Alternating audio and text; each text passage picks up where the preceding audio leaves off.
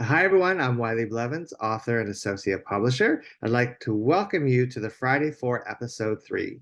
Each week, I will be sharing with you 4 books that I consider to be hidden gems, books that don't get the attention that a lot of other books do, but really deserve a look. So I hope you'll check out this week's Friday 4. Let's begin with Carlos Gomez Freestyles, Heavy on the Style, written and illustrated by Chuck Gonzalez. This book was selected as a Junior Library Guild Gold Standard selection, and the Virginia Library Association named it in 2021 as one of their graphic novel diversity honor books. Loosely based on the artist's childhood in Sioux Falls, South Dakota, this graphic novel centers on Carlos Gomez and his family, the only Mexican family in their Midwestern town. When invited to participate in a talent competition at an upcoming RV show, Carlos decides to join the BMX stunt team and show his special flair. What could possibly go wrong? This book really encompasses the intersectionality of Latinx, LGBTQ, and disability. There's so much for everyone in this book. And again, it's the first book in a series. Here you see some of the interior pages. What I really, really love about this book is it's at its heart all about family. This is a loving family in this community who stick together, who support their youngest brother, their youngest son. It's funny, it's heartfelt, it's moving at times, and it provokes a lot of really important conversation with young readers. So I hope you'll check it out and look for book 2 when it comes out. Our next book is Chasing Bigfoot by Art Colson. Several years ago, Art Colson wrote a book called The Reluctant Storyteller, which was named by the American Indians in Children's Literature as one of the best books of the year. And one of the things they said is that the things we look for in a book are all here. It is set in the present day, it is tribally specific, it is written and illustrated by Native people, and it rings true. Colson knows what he's talking about. So the main character in this book is Chooch Tenkiller, and Art has learned from his fans that this character and his family are very, very popular. So he's decided to write more books about Chooch and his family. School Library Journal calls Chasing Bigfoot an appealing addition to the growing body of middle grade fiction by and about Indigenous peoples. So what is it about? Chooch Tenkiller is not thrilled to be spending some of his summer with his Cherokee storytelling uncles and cousin Janice at a convention in North Carolina. While there, the uncles want to visit Judicala Rock, a place of spiritual significance to the Cherokee people.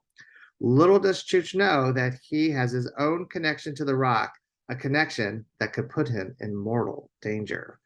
Dun, dun, dun. And let me read you a few paragraphs from the beginning of the book, and you will see this is any reader who loves high action, this is the book for them. Mystery, action, a lot of Cherokee tradition in there. It mixes it all in such a beautiful package. A chill works its way up my spine and tingles at the back of my neck. I shiver, and that makes my head hurt even more. But that last bit of tough talk helps my mind start to clear. My memories come flooding back in from the darkness. The road trip to the mountains of North Carolina. My uncles telling stories at some conference. My little cousin Janice. Our visit to a Cherokee sacred site called Judicala Rock to check out its cool markings. My encounter with the Cherokee little people. A magic crystal. Seeing Bigfoot? Really? Bigfoot? Maybe those last 3 are scrambled memories caused by whatever knocked me out, combined with my uncle's stories. I'm not really sure. But one thing I do know, I have to figure a way out of here and find my uncles and my cousin.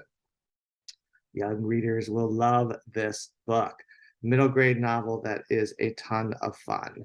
The third book today is Meow, The Truth About Cats, which is a part of the Truth About Animals series written by Annette Whipple for very young readers. It uses a question and answer format with fun sidebar notes from the animals themselves. And this particular book obviously is about cats, but there are 5 other books in the series that young readers are slowly starting to discover and getting really, really excited about. If you haven't heard about the series, I encourage you to check them out. Let me show you some interiors from Meow. And you'll see the basic setup. There are these questions that children would normally ask about the animal that's being focused on, some information that's appropriate for first, second, early third grade students, and then these sidebars from the animals themselves that add a little bit of information, but also a little bit of humor, which is why I think this series is so well loved by the children who have read it. Here are some other pages from the interior of the book. You see just these great images that you want to study and that uh, evoke a strong emotion or response. Why do cats puff their tails? Some of the other images that you see. And then there's extensive back matter that has some meatier information, additional information about cats that children can dig into, and also enables the book to be used by a wider range of student ages and reading abilities. Here again, these are the other books in the series. Meow, The Truth About Cats. And of course, we have to have Woof, The Truth About Dogs. If you're going to read about cats, you got to read about dogs. Who Knew, The Truth About Owls. Scurry, The Truth About Spiders. And Ribbit, The Truth About Frogs.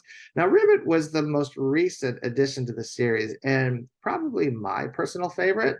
Here you see some of the interior pages that are spectacular. If you take the book jacket off and you turn it around, there's actually a poster. You see here the glass frog poster that you can hold up or post in a classroom or a library, or a child can take it home and post in their room.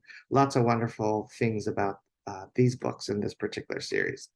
Monsters Growling in the Background is our fourth entry this week. This collection of classic and contemporary poems will send shivers up and down the spine of any reader brave enough to open the book. It's such a fun holiday book. It's illustrated beautifully by Martin Ontiveros. Though reviewers have raved about it, caregivers should expect young readers to wiggle and giggle with horrific glee, and educators and librarians should prepare for this to be a popular choice in the autumn.